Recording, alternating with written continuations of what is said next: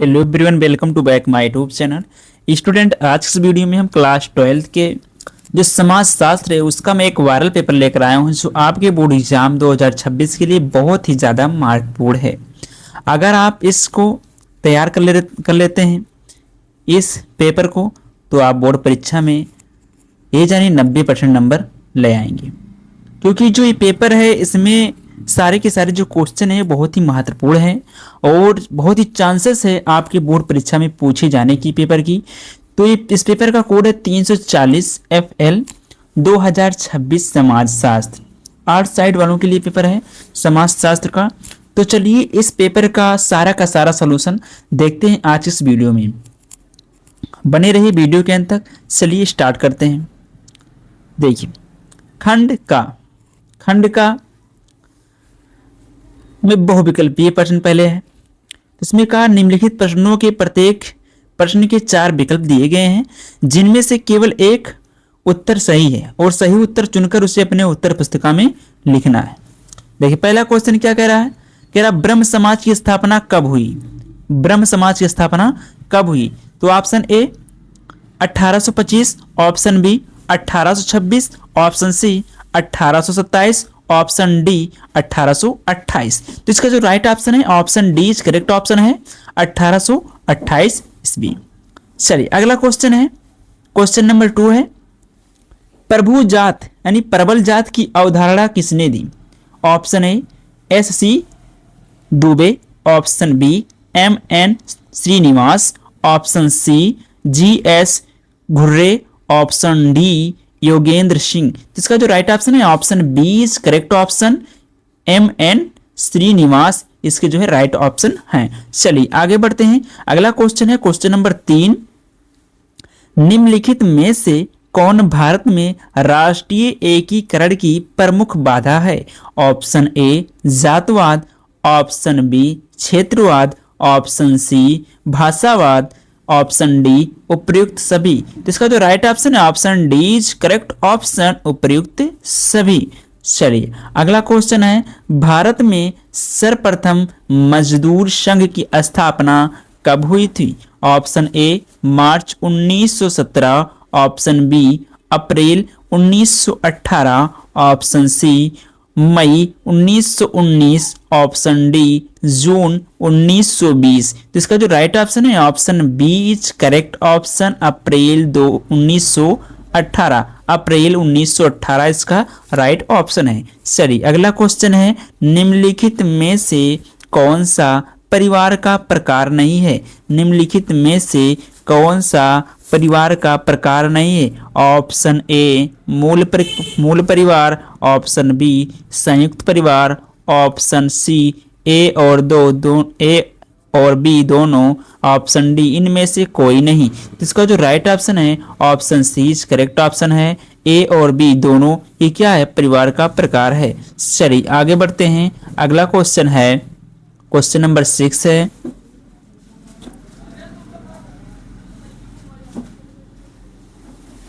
निम्नलिखित में से कौन सी ग्रामीण समाज की विशेषता है? निम्नलिखित में से कौन सी ग्रामीण समाज की विशेषता है?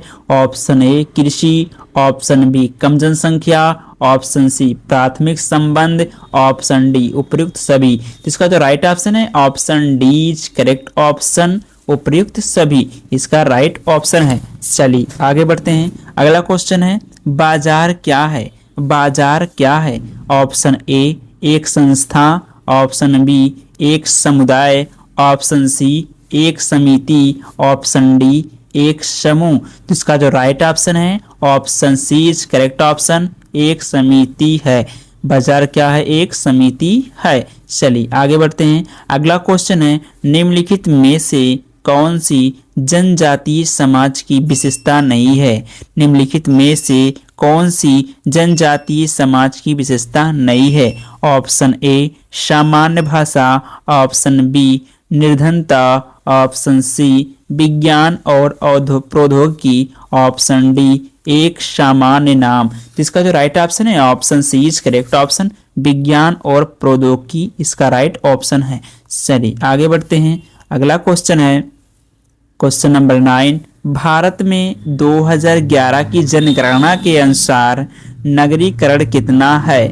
भारत में 2011 की जनगणना के अनुसार नगरीकरण कितना है?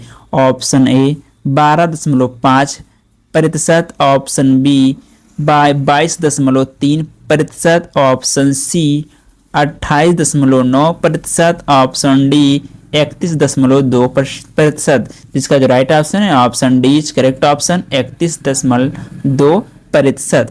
चलिए आगे बढ़ते हैं। अगला क्वेश्चन है, क्वेश्चन नंबर 10 है, संविधान का कौन सा संशोधन पंचायती राज व्यवस्था से संबंधित है? ऑप्शन ए 71वां, ऑप्शन बी 72वां, ऑप्शन सी 73वां, ऑप्शन डी 74वां। जिसका जो राइट ऑप्शन है option C is correct option, 73वां संशोधन।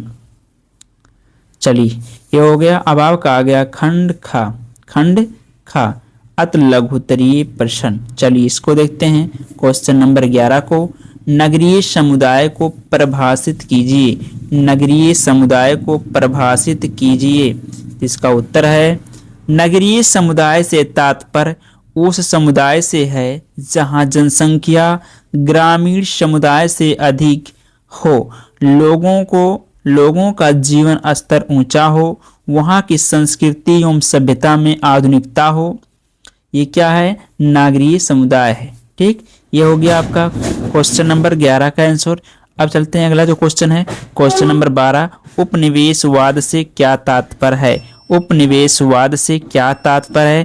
जिसका उत्तर है, उपनिवेशवाद एक ऐसी प्रक्रिया है, उपनिवेशवाद एक ऐसी प्रक्रिया है जिसके माध्यम से एक राष्ट्र दूसरे राष्ट्र पर अंशतः या पूर्णतः राजनीतिक नियंत्रण प्राप्त कर उसका आर्थिक, सामाजिक और सांस्कृतिक दोहन करता है। यह हो गया क्वेश्चन नंबर 12 का उत्तर। और अब बढ़ते हैं अगला जो क्वेश्चन हमारा, क्वेश्चन नंबर 13 है, क्षेत्रवाद की 3 विशेषताएं बताइए। क्षेत्रवाद की 3 विशेषताएं बताइए। तो इसका उत्तर है, क्षेत्रवाद ऐसी स्थिति है जिसमें किसी विशिष्ट क्षेत्र या क्षेत्र की अधिकार या प्रभाव को प्रोत्साहित किया जाता है। इसकी 3 विशेषताएं हैं, एकात्मक राज्यों के भीतर क्षेत्रीय स्वतंत्रता की मांग, दूसरा है क्षेत्रीय आधार पर केंद्रीय राज्य का संगठन, तीसरा है राजनीतिक विकेंद्रीकरण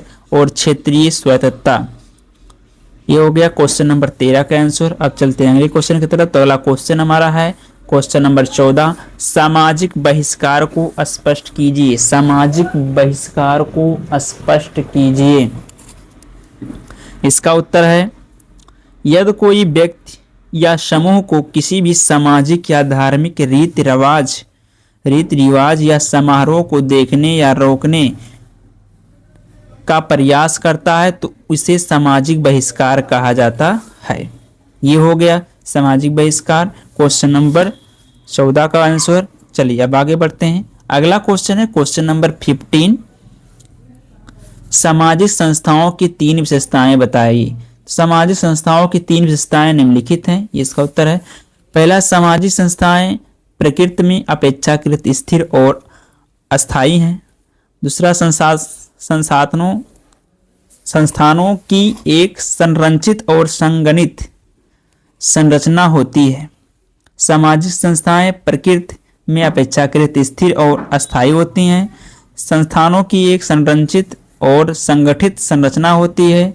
इनका विकास प्रायः अनियोजित होता है और समय के साथ विकसित होता है। ये हो गए सामाजिक संस्थाओं की 3 विशेषताएं, क्वेश्चन नंबर 15 का आंसर। अब चलते हैं अगला जो क्वेश्चन है क्वेश्चन नंबर 16, संस्कृतिकरण से आप क्या समझते हैं। संस्कृतिकरण से आप क्या समझते हैं? इसका उत्तर है, संस्कृतिकरण एक ऐसी प्रक्रिया है जिसमें निचली जातियां जात पदानुक्रम में अपनी स्थिति बढ़ाने के लिए उच्च जातियों की सांस्कृतिक तरीके को अपनाती हैं। संस्कृतिकरण निचली जाति की सामाजिक गतिशीलता में सहायक है। ये हो गया क्वेश्चन नंबर 16 का आंसर। अगला जो क्वेश्चन है, ग्रामीण नगरीय यानी क्वेश्चन नंबर 17 जो है, ग्रामीण नगरीय सांतत्य से क्या आशय है। तो इसका उत्तर है, ग्रामीण नगरीय सांतत्य ग्रामीण और नगरीय प्रणालियों के सामाजिक संबंधों की परस्पर विरोधी प्रकृति का एक रैखिक प्रतिनिधित्व है, या विभिन्न प्रकार के समुदायों को वर्गीकृत करने और उनके परिवर्तन को समझने की एक अवधारणा है।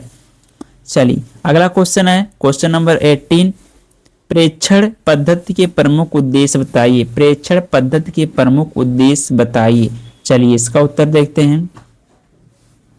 प्रेक्षण पद्धति सामाजिक विज्ञान, मनोविज्ञान एवं सांख्यिकी आदि के क्षेत्र में उपयोग में लाई जाने वाली विधि है।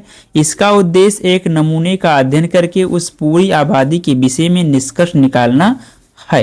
यह हो गया क्वेश्चन नंबर 18 का आंसर। अब देखते हैं अगला क्वेश्चन है क्वेश्चन नंबर 19।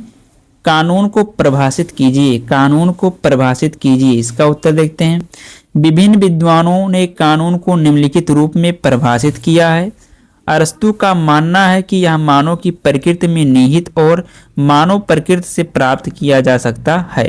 AB डायसी के शब्दों में कानून जनमत का प्रतिबिंब है। चलिए अब देखते हैं अगला क्वेश्चन है क्वेश्चन नंबर 20। अल्पसंख्यक वर्ग से आप क्या समझते हैं? तो अल्पसंख्यक वर्ग से तात्पर्य एक सांस्कृतिक, जातीय या नस्लीय रूप से अलग समूह जो सह अस्तित्व में है लेकिन एक अधिक प्रभावशाली समूह के अधीन है। यह हो गया आपका क्वेश्चन नंबर 20 का उत्तर। अब चलते हैं अगला क्वेश्चन जो हमारा लघु उत्तरीय प्रश्न है क्वेश्चन नंबर 21 यानी 21 जो कि 6 नंबर का है। साक्षात्कार के गुणों का वर्णन कीजिए। ये क्वेश्चन है। अब इसका उत्तर देखते हैं। सामान्य अर्थ में साक्षात्कार से तात्पर्य एक व्यक्ति द्वारा अन्य व्यक्ति से वार्तालाप के द्वारा उसकी योग्यता, ज्ञान आदि की जानकारी प्राप्त करना है। इसके निम्नलिखित गुण हैं। साक्षात्कार के गुण। इस पद्धति का सबसे बड़ा महत्व इसकी मनोवैज्ञानिक उपयोगिता है। व्यक्ति के विचार, भावनाएं आदि की जानकारी इस विधि से किया जा सकता है। इस विधि द्वारा व्यक्ति के गोपनीय एवं आंतरिक बातों की जानकारी की जा सकती है। यह लचीली विधि है जिसमें आवश्यकता अनुसार परिवर्तन किया जा सकता है। यह हो गया। अब आपका आ गया क्वेश्चन नंबर 22। सामाजिक आंदोलन के कारणों की विवेचना कीजिए। चलिए इसका उत्तर देखते हैं। हेडिंग है सामाजिक आंदोलन के कारण। विभिन्न समाज शास्त्रियों ने सामाजिक आंदोलन के विभिन्न कारकों का उल्लेख किया है जिसमें से कुछ महत्वपूर्ण कारक हैं। आंदोलन का प्रारंभ शिक्षित वर्ग द्वारा किया जाता है। आंदोलन की गति उन्हीं स्थानों पर तीव्र होती है जिन स्थानों पर शिक्षित समाज अधिक होता है। सामाजिक वर्गों में असंतोष भी सामाजिक आंदोलन का कारण होता है। जब किसी समाज में आर्थिक या सामाजिक असंतुलन पैदा होती है तब आंदोलन की पृष्ठभूमि बनती है। चलिए आगे बढ़ते हैं। अगला क्वेश्चन है क्वेश्चन नंबर 23। नातेदारी को परिभाषित कीजिए। इसकी प्रमुख श्रेणियों का वर्णन कीजिए। चलिए इसका उत्तर देखते हैं। नातेदारी का शाब्दिक अर्थ संबंध होता है। रेडक्लिफ ब्राउन के अनुसार नातेदारी सामाजिक उद्देश्यों के लिए स्वीकृत वंश संबंध है जो कि सामाजिक संबंधों, परंपरात्मक संबंधों का आधार है। अब आपका आगे क्वेश्चन नंबर 24। दिव्यांगों की प्रमुख समस्याओं का वर्णन कीजिए। दिव्यांगों की प्रमुख समस्याओं का वर्णन कीजिए। चलिए इसका उत्तर देखते हैं। दिव्यांगता मस्तिष्क या शरीर की ऐसी दशा या स्थिति है जो व्यक्ति की कार्य क्षमता को प्रभावित करती है। दिव्यांग व्यक्तियों को जीवन के सभी क्षेत्रों में अक्षमता, कलंक और भेदभाव का सामना करना पड़ता है जो उनके शारीरिक और मानसिक स्वास्थ्य को प्रभावित करता है। समावेशी शिक्षा को बढ़ावा देने के विधायी प्रयासों के बावजूद शैक्षणिक संस्थाओं में बाधाएं बनी हुई हैं। भेदभाव, दुर्गम कार्यस्थल और आवास की कमी अक्सर उनके रोजगार के अवसरों को सीमित कर देती है। दिव्यांगता की अतिरिक्त वित्तीय तनाव रहता है। अब आगे आएगा क्वेश्चन नंबर 25। भारत में किसानों की आत्महत्या के कारणों का उल्लेख कीजिए।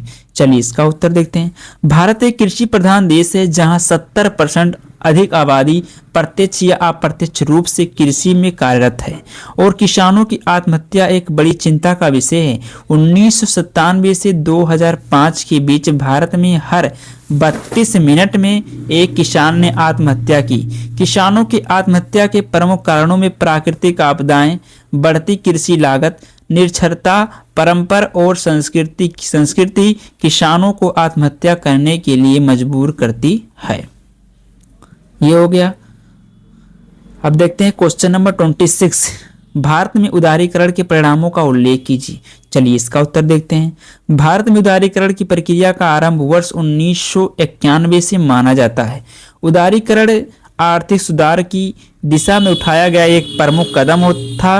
उदारीकरण के बाद उद्योगों की स्थिति सुधरी, औद्योगिक उत्पादन में विविधता आई। भारतीय औद्योगिक क्षेत्र को विदेशों से उच्च तकनीक प्राप्त होने के कारण अंतर्राष्ट्रीय स्तर पर प्रतिस्पर्धा में वृद्धि हुई। सबसे ज्यादा सकारात्मक प्रभाव सेवा क्षेत्र में दिखाई देता है। परंतु उदारीकरण ने भारतीय अर्थव्यवस्था के समक्ष कुछ चुनौतियां भी उत्पन्न की हैं। अर्थव्यवस्था में कृषि क्षेत्र का हिस्सा घट रहा है। छोटे उद्योग बहुराष्ट्रीय कंपनियों का सामना करने में विफल रहे हैं आदि। अब आपका क्या क्वेश्चन नंबर 27 दीर्घ उत्तरीय प्रश्न है। हरित क्रांति से आप क्या समझते हैं? इसके सामाजिक परिणामों की विवेचना कीजिए। Very very important question. चलिए इसको देखते हैं बेहतरीन ढंग से और बिल्कुल सरल शब्दों में।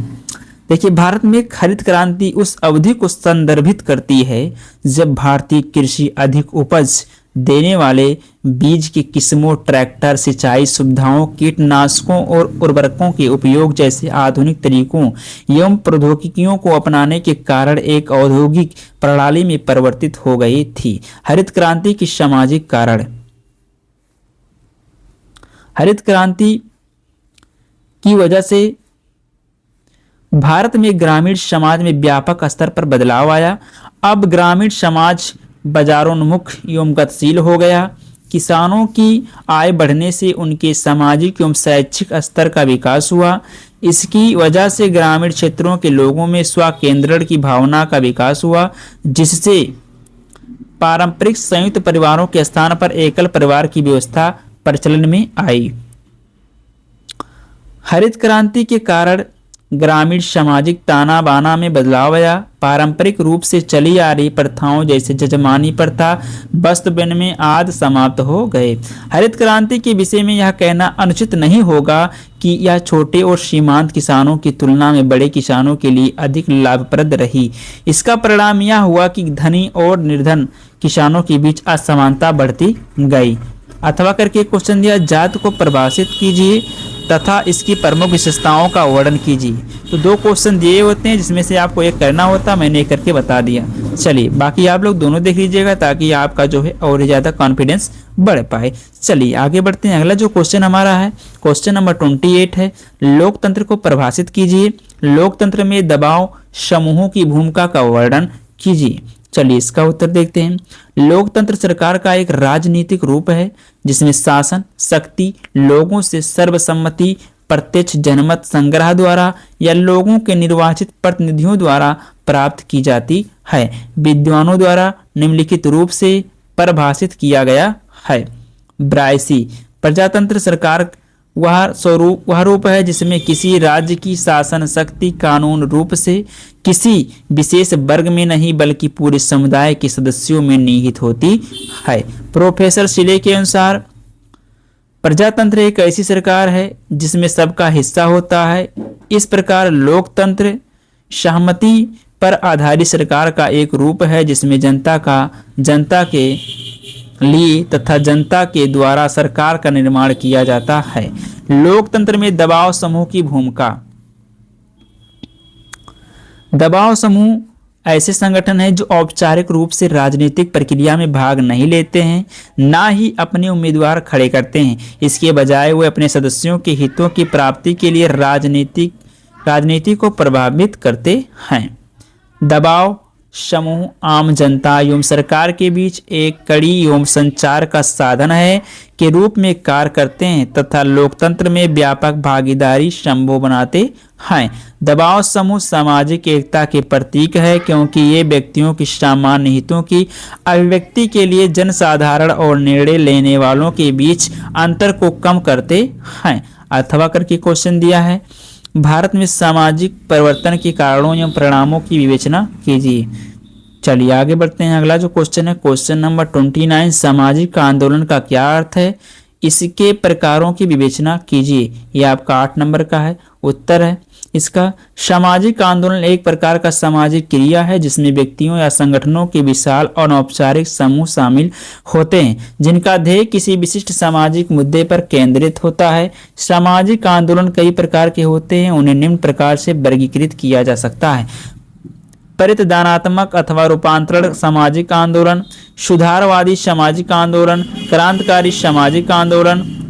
परितदानात्मक सामाजिक आंदोलन का लक्ष्य अपने व्यक्तिगत सदस्यों की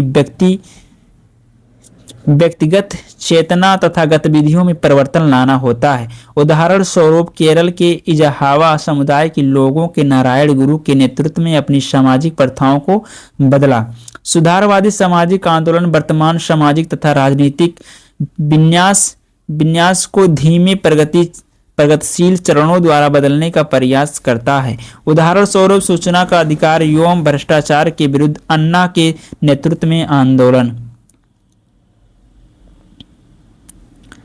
क्रांतिकारी सामाजिक आंदोलन सामाजिक संबंधों के आमूल रूपांतरण का प्रयास करते हैं, प्रायः राज सत्ता पर अधिकार के द्वारा। उदाहरण स्वरूप रूस की बोलोशेविक क्रांति जिसने जार को अपदस्थ करके साम्यवादी राज्य की स्थापना की। अथवा जनजातीय आंदोलन से आप क्या समझते हैं, सरकार द्वारा जनजाति के हित में किए गए प्रयत्नों का उल्लेख कीजिए। तो आपको 2 क्वेश्चन दिए होते हैं लॉन्ग में जिनमें से आपको एक करना होता है और आपको 8 नंबर मिलते हैं उससे। तो मैंने जो इस पेपर का एक वायरल पेपर था इसका पूरा का पूरा जो है मैंने सोल्यूशन आपको बता दिया इस वीडियो में। तो आई होप आपको वीडियो पसंद आया होगा। तो प्लीज़ वीडियो को लाइक कीजिए, शेयर कीजिए, सब्सक्राइब कीजिए और हमें सपोर्ट कीजिए। तो आज के लिए इतना ही, मिलते हैं नेक्स्ट वीडियो में। तब तक के लिए पढ़ते रहिए, मस्त रहिए। जय हिंद, जय भारत।